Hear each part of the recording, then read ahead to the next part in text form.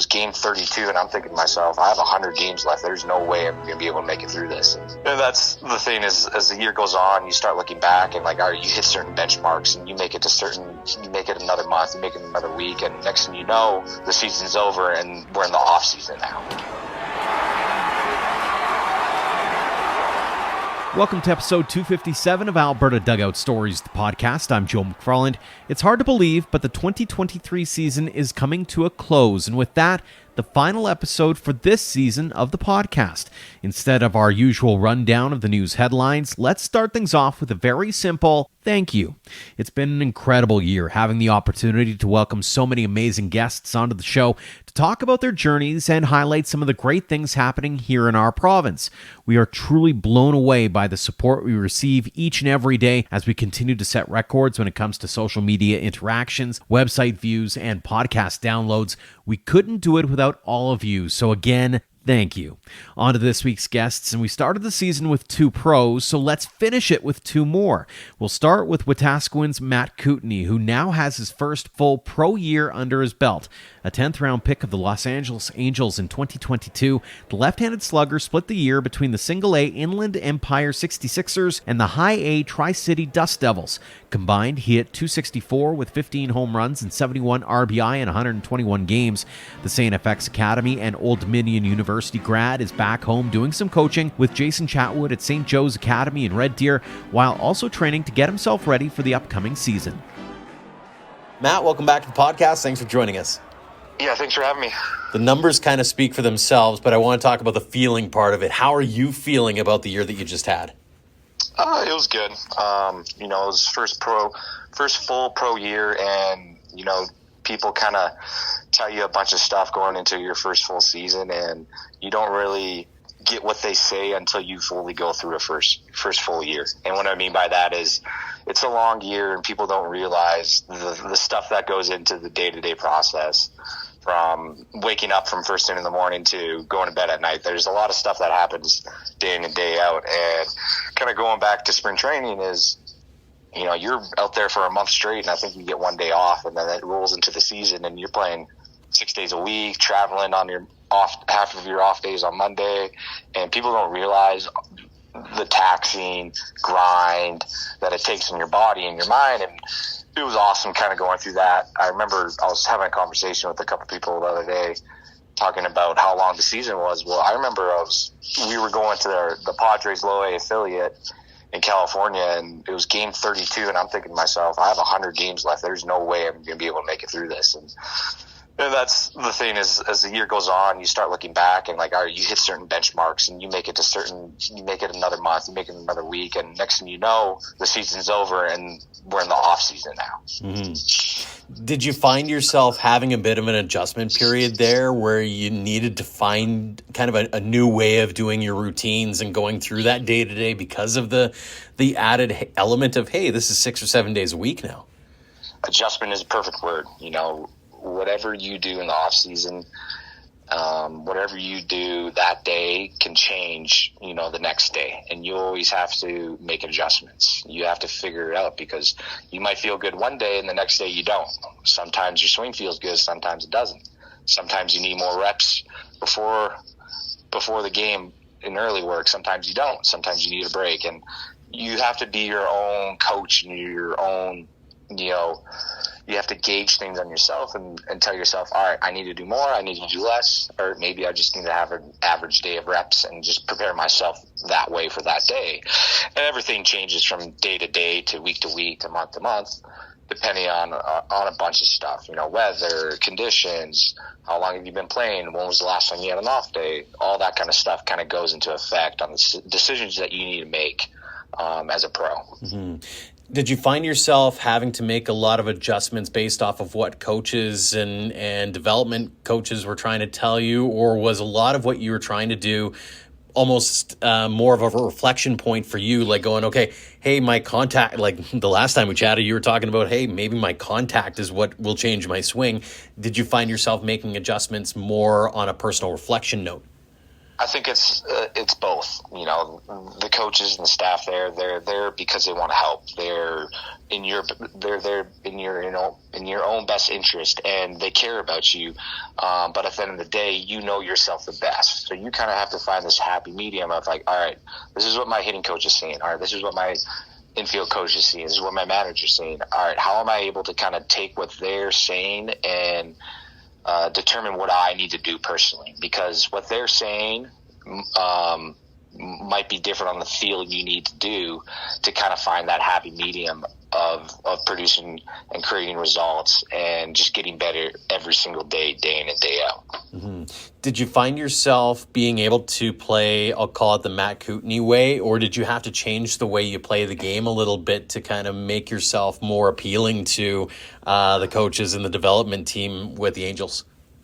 I don't think there is your own way to play now after going through a full year, just because like what you think is right, could be wrong, but 2 days down the road, 2 weeks down the road, it could be completely different based off of the grind, mm-hmm. You know, mentally, physically, you know, emotionally. There's so many variables, so much stress and tax and stuff that goes on that people don't realize. You know, it's a long time. Your day starts at 1:00, but the game doesn't start till 7.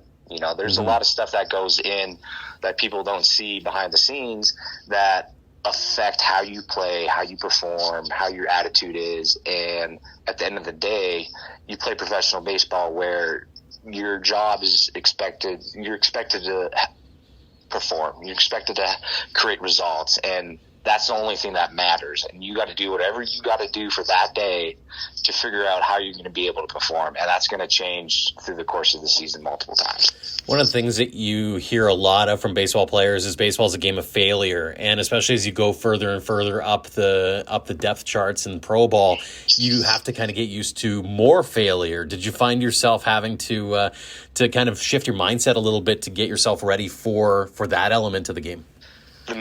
Yes, the mentality is so important. You know, the older I'm starting to get, the more I would say laid back I feel like I'm getting. And what I mean by that is there's so much stuff going on throughout the day, throughout the week, throughout the year that you can't control, but there's also a lot of stuff you can control.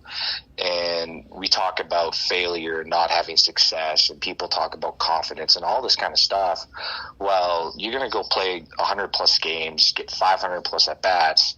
Of course you're going to fail. And of course, as the higher you get, the harder it's going to get. And being able to kind of come with terms with failure and understand that the results are the results, and what you do and your process and how you react to that is totally different. They're two separate things. And kind of going back to what I said earlier of this kind of laid back mentality is like, all right, like before, for example, in college, you know, maybe I'll get a little upset on the results. You know, our expectations as baseball players are set so high where we want to be perfect and do everything right. Well, in reality, you're going to fail a lot. You're going to fail more times than you succeed. And I feel like people get so caught up in the results, and the results end up affecting people's confidence. And for myself, one of the biggest things that I learned throughout the year was being able to gain confidence from different avenues. You know, people say, oh, that guy's playing with a lot of confidence, or vice versa. They're not playing with confidence. They're timid out there. And I found, especially at the start of the year, I was letting the results and the failure affect my confidence as a player. But the more I matured, the more bats I got, the more games I played, I started to realize, okay, confidence isn't built off of the results. It's built off of the preparation and the stuff I can control. You know, and that starts from the minute you wake up to the minute you go to bed. You know, what kind of sleep am I getting? Am I getting the proper rest? Am I getting the proper treatment? Am I getting my routine in? Am I eating right, hydrating right? All this kind of stuff that people don't realize that affects you on the field, but it also affects you mentally, in my opinion. And that was kind of the biggest thing I gained from this season from failing so much, because you're going to fail a lot, is that I'm able to kind of gain confidence from different avenues and kind of be able to piece it up piece by piece. So then when the game starts, you're ready to go and you're ready to perform. And that's where the competitor comes out and the ball player comes out. So kind of go for full circle here is like, yes, failure is a lot and it's super important. You're going to go through it, but it's how you respond and how you react to the different situations that come up across the course of the season. We've talked a little bit about the mental side. How about the physical side? Looking at it from the outside, we may not know what's going on behind the scenes. It looked like you had a fairly healthy year. Talk about how you're feeling after the year, after the grind, after going through the ebbs and flows of a full pro season. It's a lot. People don't realize, like I said, I might be showing up to the field at 12 o'clock, 1 o'clock for a 7 o'clock game. And you do a lot of stuff in between, and it's like what I said before, taking care of your body, making sure you're treating yourself the right way. It goes into everything, and it's not only from when you show up to spring training, it's now in the off season too. You're starting to create a foundation, that strength, that confidence of how your body moves and how you're understanding how your body moves and how that is able to be related to injury and staying healthy and all this kind of stuff.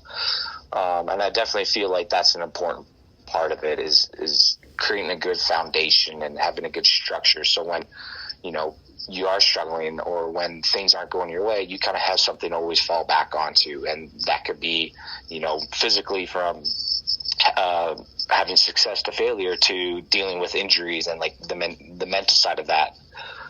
If that makes any sense.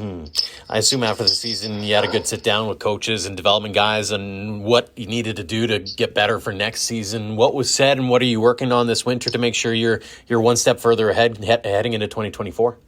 I just find that in baseball, there's always this constant chase of getting better. I feel like nobody has ever figured it out. If they have, you'd hit 1,000 and you wouldn't, if you're a pitcher, you would strike everybody out, but that's just not reality. It's not how it is. And I just feel like even the best players in this game, you're chasing, different feelings or different moves and stuff like that because everybody wants to get better. There's no one right way. There's no one wrong way to do a certain thing. So for myself, I definitely feel like just moving better is kind of like the core principle that my off season is kind of revolving around. There's a bunch of different stuff that I do, in the off season here to prepare myself for in season. I'm chasing certain feelings. I'm chasing certain moves because I want to get my body in certain positions right now in the cages. So then when I'm able to go out in the field, I'm able to trust all the work I've done beforehand.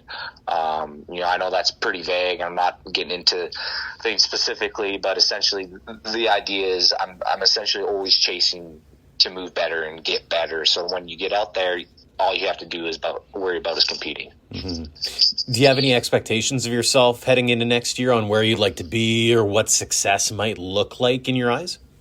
It's funny you ask that because I could say expectations of, I want to start here, I want to start there, I want to have these kind of numbers, and I definitely feel like people do that a lot, people look into that a lot, but at the end of the day, you can't control any of that stuff. You're going to go and hit 300 or you're going to go hit 200 or maybe you're going to hit 25 home runs or maybe not. Maybe you get hurt. Maybe you get sent up and down. You're double A, you go to high A or whatever.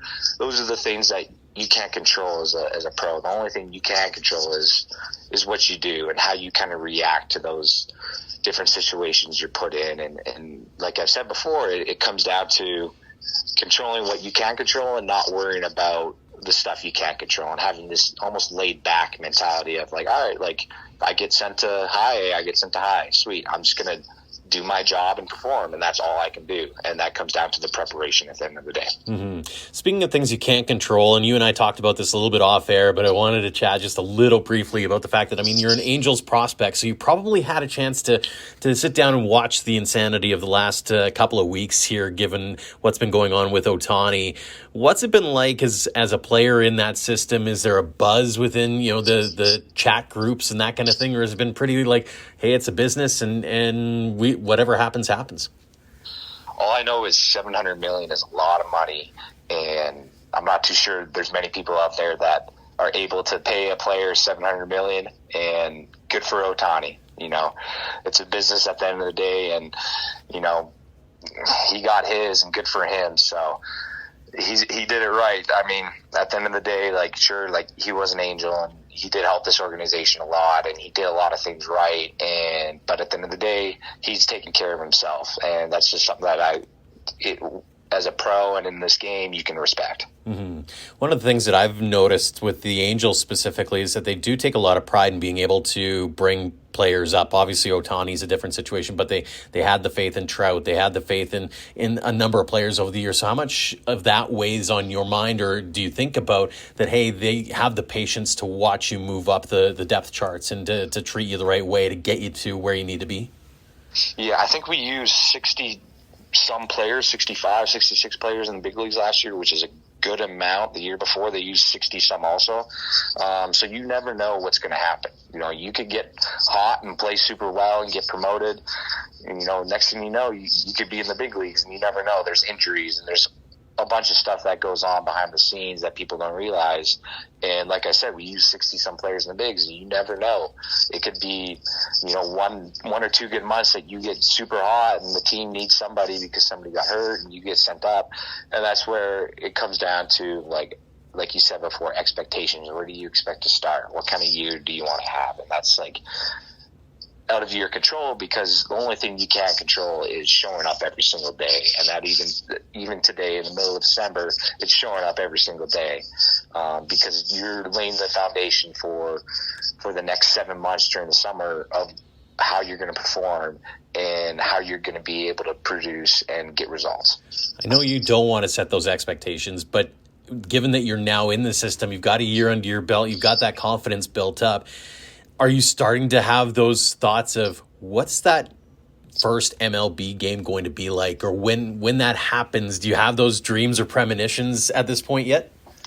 It's kind of cool that you asked that, because I'm starting to see some guys I got drafted with, some guys that I'm buddies with in the organization get their MLB debuts, and they're in the big leagues, and, you know, they're up and down or whatever it is. And it's kind of cool being able to reach out to them and see what their experience is like. Or we'll go to spring training and I'll run into a lot of the guys and just kind of hear what they say. And it seems like an awesome time. You know, people say, oh, playing in the big leagues is cool. You're playing every single day. You're playing in front of all these fans, traveling all over the place. And that's something that I definitely feel like you will never be able to be able to relate to somebody unless you do it. So it's kind of cool hearing from all my buddies that are making their debuts and stuff like this. But like you said, you know, do you dream about it, or do you think about it as well? Like, yeah, you want to be a big leaguer, and that's definitely going to be cool.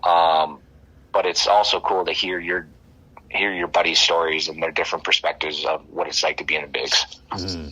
I was at the Baseball Alberta Awards a few weeks back, and a couple of St. Joe's guys came away as big winners. Corbin Lockhead was one, Matthew Murray was the other, and chatted with them after the awards, and both of them mentioned you by name, not name dropping at all, but it has to be kind of cool to be able to come back home and do some coaching and have an influence on young players like that.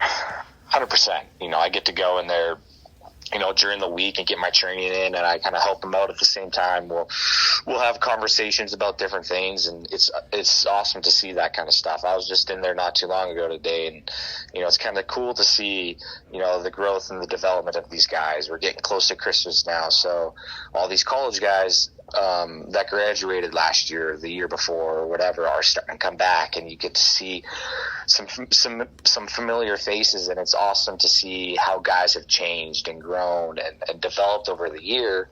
And that's from the high school guys all the way up to the college guys. And it's kind of cool coming back now, being a little older, and being able to have these conversations with these kids. Mm-hmm. Given that you've got that year under your belt, what's the biggest message or piece of advice that you're giving to them so they get the most out of not only their high school time, but you've been through the trials and tribulations at Colby and at ODU as well.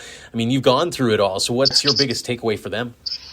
It's your career. You know, I say that, you know, sometimes to the kids is like, if you want to do it, you can do it. There's an opportunity here. You know, some kids are able to go to college. They're able to get scholarships. You know, there's money attached to that. And at the end of the day, it's your career. You know, if you don't want to do that, that's perfectly fine. You know, do whatever makes you happy. If you just want to stay here in Central Alberta, that's perfectly fine. But there's an opportunity to, you know, maybe go down south, maybe go play in the CCBC or whatever and earn some money and gain some friendships and relationships and some memories that you're going to be able to remember for the rest of your life. You know, it can be a little difficult sometimes relating to these high school kids, because I've gone through college. I've made these relationships and made these friendships over the years, and these kids haven't done it yet. And, you know, there's some kids that are in college now that have come back for Christmas, and they're starting to, you know, say some stories about this stuff to the high school kids. And I think some of the older high school kids are starting to look forward to college and starting to look forward to these different opportunities of traveling all over the place and getting to play baseball in the States and stuff like that. What's it meant to you to be able to give back to the community in this way and have a different kind of impact on that next generation of athlete? It's definitely cool. You know, we talk about St. Joe's and Red Deer. You know, I go in there during the week to help out, and it's kind of funny that you say this, giving back to the community, you could say, or mentoring these kids, but at the same time, it's kind of happening to me. You know, I look at a guy like Jason Chatwood, who runs the academy down there, and it's the same thing. You know, he's not much too older than me, but he's done it all. He's went and played college baseball, went to Colby, went to Gonzaga. He's played throughout his whole college career, and he's done it, and he's doing that now. He's been doing that for years, and he's able to do that to the high school kids. He's able to do that with the Sylvan Lake Gulls and give back to the college guys that come up from the States and stuff like that. And he's able to do it with myself. And he's somebody who I look up to, somebody I appreciate, because he's a guy who's able to wear different hats. And what I mean by that is he's able to relate to a lot of different kids, whether that's high school, college, myself, about the game of baseball, and help kids and get better, understanding the things they need to do and the sacrifices they need to make, and really show them the ups and downs and the ropes of the game. And he's just kind of somebody who sticks out to me, that you said, all right, giving back to the community. He's a guy that's been doing that for years. Mm-hmm. Final question for you. I know I've asked you this before, but I'm curious if your answer's changed given sort of the maturation that you've undergone over the last little bit here. What does game of baseball mean to you? What does the game of baseball mean to me? That's a good question. I feel like that the answer is always going to change.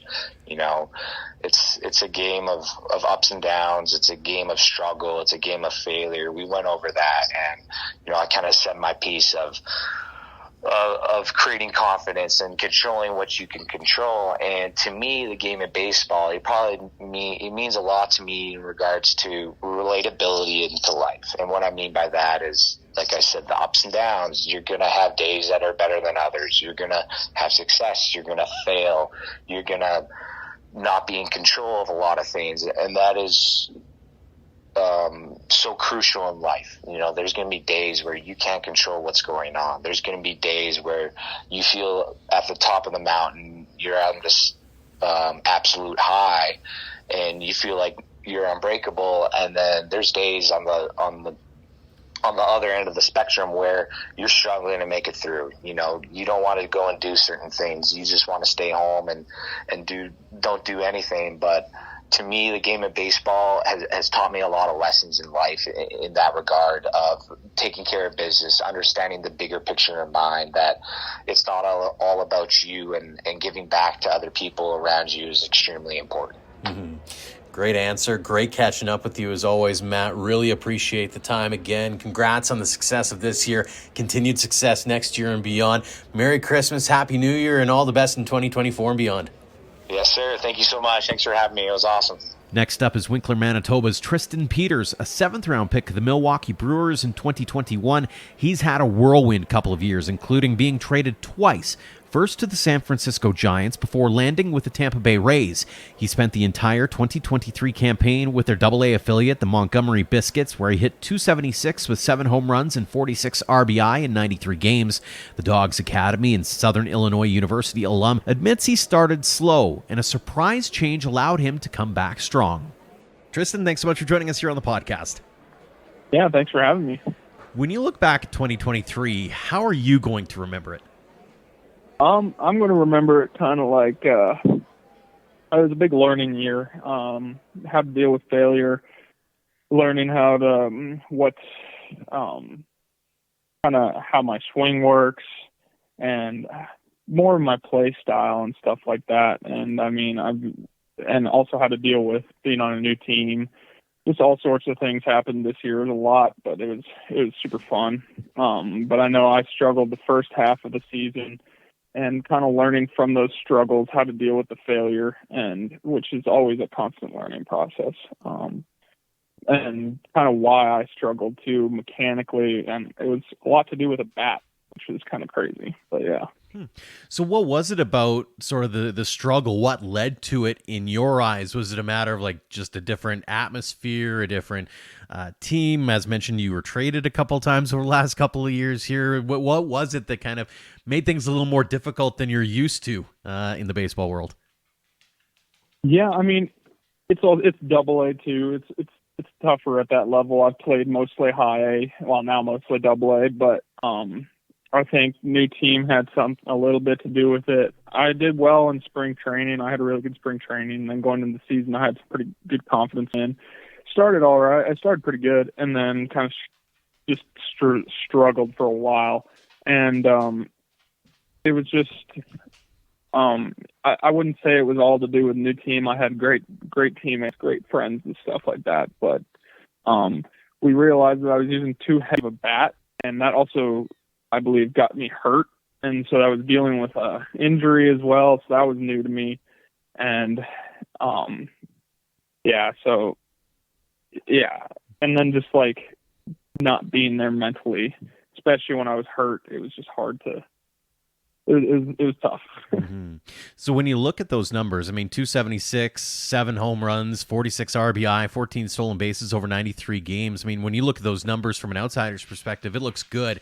In your eyes, how do you grade that overall performance once you were able to get things on track again? Well, I think the overall performance was a good year. I think I can have a better year. But especially since my second half, I think at the end of the first half or a week into the second half, I was hitting about 211. So the fact I was able to get it up to 275 was encouraging to me. And I think I hit about 300 in the second half, and that's kind of where I want to be since I'm not going to hit a lot of homers. I only had 7 home runs. But that's also kind of what I'm working on this off season, getting bigger and stronger so I can get a few more homers, because it's very valued at in baseball nowadays. And but I also don't want to. I want to keep my contact percentage up, and that's kind of my play style too. So. Yeah, and funny thing too, another thing to contribute to the first half is we had these balls. We called them the sticky balls. So the minor leagues were, testing these balls, pre-tacked balls, so the pitchers had grip. They didn't have to rub them up with mud prior to the game. And it turned out that pitchers' stuff got way better. That might have had a little bit something to do with it, but it was a crazy year, and our league was the only one they were using those in. So. Just for the first half. Just kind of a calamity of errors almost, in a sense. Take us back to the bat thing for a second. So when you realize that, okay, maybe this thing's too heavy, walk us through the process. Like, are you going to the store, or how do you go about trying to figure out what bat feels right, and how many bats maybe did you have to go through to figure out, okay, this is the one, or this is the kind that I want to use going forward? Yeah, so I was in big league camp, so they tested all the minor leaguers in minor league camp, their bats and stuff, and saw how it suited them. And I wasn't there, and a few other minor leaguers, so they didn't get to test my bat. So only maybe 3/4 of the way through the first half, we had a meeting just with me and some of the strength coach and hitting coordinator and stuff, and they're like, yeah, well, your bat speed's way down, and we want to see that get up, so we're going to do a strength program with you. We want your nutrition better or whatever. They just wanted me to gain weight so I could swing the bat better. And then I told them about my bat and stuff, and they're like, dang, swinging, that's a heavy bat.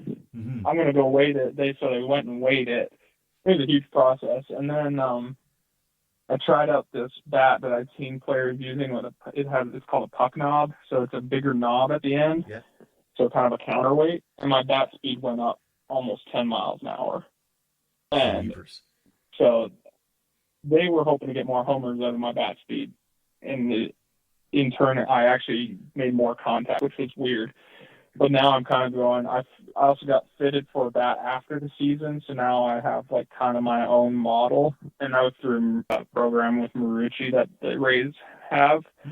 And so I swung like 6 bats and kind of decided which one felt the best, which one I was hitting the ball the hardest with and stuff like that. How much do you think that's going to contribute to your overall confidence, especially having sort of a full off season to work with that, to not necessarily work it in, but obviously get yourself and your motion and your swing ready with that bat versus testing and trialing things early on in a year like you did? Yeah, no, I think it's going to be a huge boost in confidence. I think it suits me so much better. I don't feel like I'm swinging like a log, and but it just feels really comfortable. And I'd love to keep that throughout the entire year. I also switched wood types too, which is interesting. I'm hoping to get a little more exit velo out of a maple bat opposed to what I was using, birch, because it's softer wood. Maple's harder. So but I don't know. I can't back that up yet. We'll see what the season shows. But yeah, so I'm excited to start using it. I think it'll improve my game a bit. But I think the biggest thing is going to be the mental side and being confident and just kind of consistent. As you made your way up the ranks, I'm curious, what's been the biggest learning curve for you, or the thing that you've had to adjust to as you've gone from level to level to level? Yeah,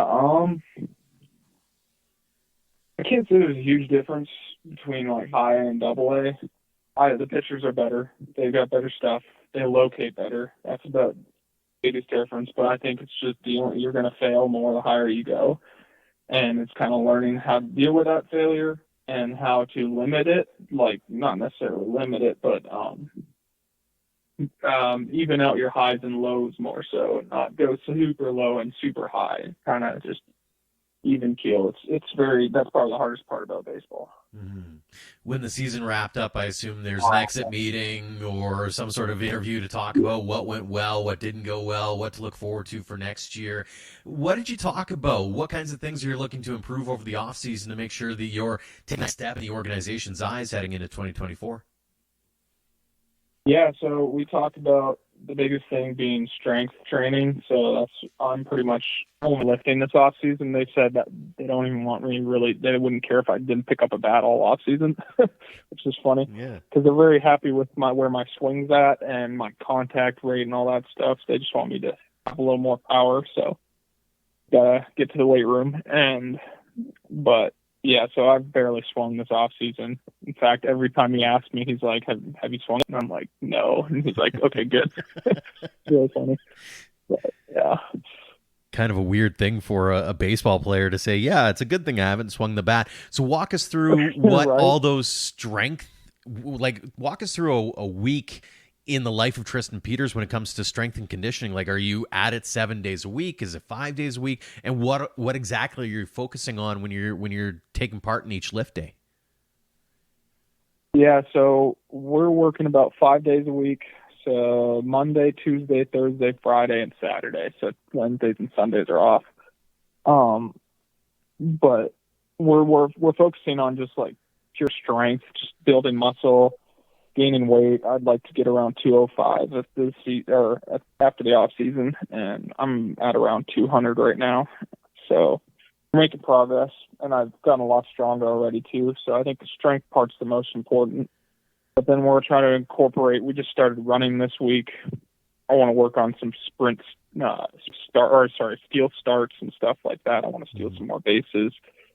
But the biggest thing is just kind of getting stronger, being better I'm an explosive athlete, and we're working on getting stronger from a dead stop. So like stopping and then starting really quick and strong. So that's our focus.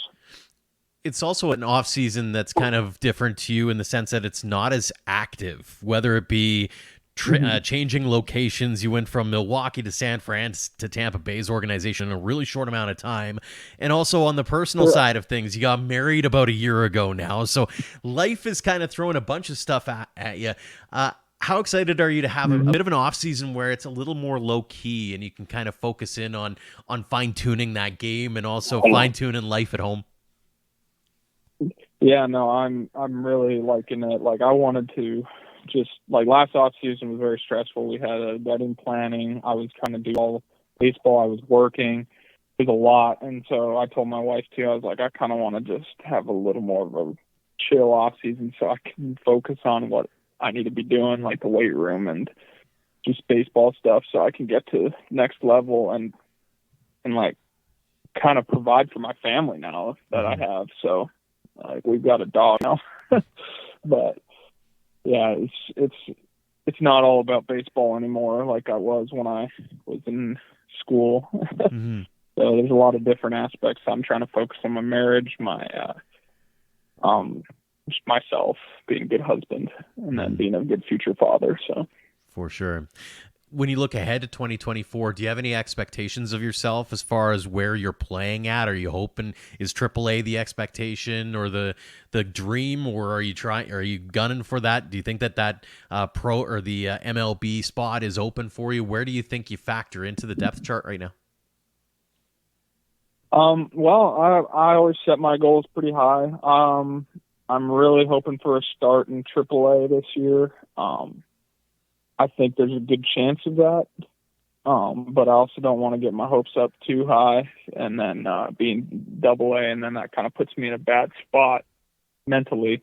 So I'm trying to be just prepared for anything, because I've learned that anything can happen. I could all of a sudden not even be on the Rays after spring training. So you never know. But I think my goal is by the end of the year would be to be playing or be called up, have my MLB debut this year, which is ambitious, and but I don't think you get anywhere without ambitious goals. So. What's it been like being with the Rays organization, and how different has it been compared to the other two that you've played with so far? Oh, it's been fantastic. I love the guys that they have. They don't just pick guys that are good at baseball. They pick guys with good character. So I've been around some really great guys, and the player development side is unlike probably any team in all of Major League Baseball. They're very individualized. You get one-on-one meetings with people. If you work hard, they see that and they want to work with you, and they tell you what you can do to get to the next level. They're very clear about it. I think that's what separates them. That's why they build so many good players. Well, and I mean, you look at the Rays organization, and that seems to be one of those teams that takes a lot of pride in being able to build guys up from, the lower levels of minor ball and getting them to the MLB stage. So how excited are you about that opportunity to continue to grow with that organization and to see that there's a path that's been set forth by some of the guys that have played with the team previous? Yeah, no, it's super great. I know, and another thing about them is it's very competitive. You've got they're so good at building players up that you have so many good players in the minor leagues and the big leagues. It makes it hard to, you really got to work hard to forge a path to the big leagues. And if not, you kind of honestly hope to get traded. And often we'll have guys that get traded from like AA or AAA, and they'll be put in the big leagues on another team. It just shows how good Rays are at player development. And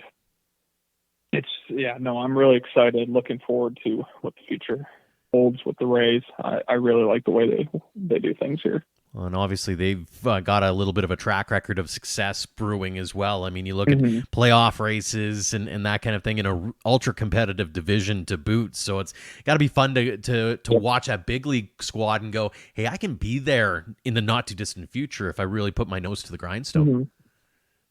Yeah, absolutely. It's really cool. I think they're a winning team. They made playoffs the last couple of years.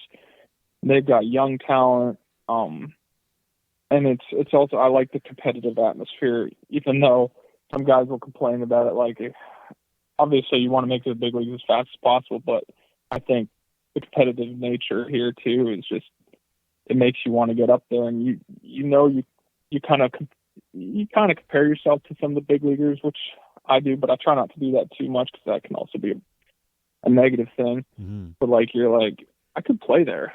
I just have to, really work hard at it. Mm-hmm. And they make you work hard. For sure. A couple more for you before we let you go. Looking back on it, it's been not that long since you were in Okotoks and plying your trade with the Dogs. When you look back, and if you had that opportunity to go back to Dogs Academy, and now with a couple more years of experience behind you, what kinds of advice would you give to those youngsters who are looking to maybe follow in your footsteps? Yeah, I want to make it out there again one of these days. I'm thinking maybe after next season, do a road trip down there with my. I would love to talk to the kids about. I mean, I say it again and again. Failure is it's the biggest thing. You're going to fail more in this sport than any other sport. So if you can't deal with that, then you're not going to be good. And as I said about the highs and the lows, keeping those consistent. I think consistency is what gets you to the big leagues. It moves you up, and I think I hear that from other big leaguers. I talked to, I can't remember his name, and that is, I asked him, what's the key to getting up to the big leagues? It's consistency. Every single big leaguer will say that, and I wholeheartedly believe that. So I would tell them that, just work hard and have a routine. If you don't have a routine, you're not going to be consistent. So you have to have a consistent routine. It's all mental. Baseball's hugely mental. Obviously, there's a huge physical aspect. But Final question for you. It's one we've asked you previously, but I'm always curious how things change after a couple of years of and having the hindsight being 2020. What does the game of baseball mean to you? I mean, it's pretty much been my whole life, and it's kind of like, oh man. It's just a really big part of me. And it's been a little more difficult now that I'm married. Now I've got another part of my life, and it's not as important as it was before. And it's not the number one thing. But it means a lot to be able to play with all these guys and meet new people and see different perspectives on life and on baseball and everything, personal life.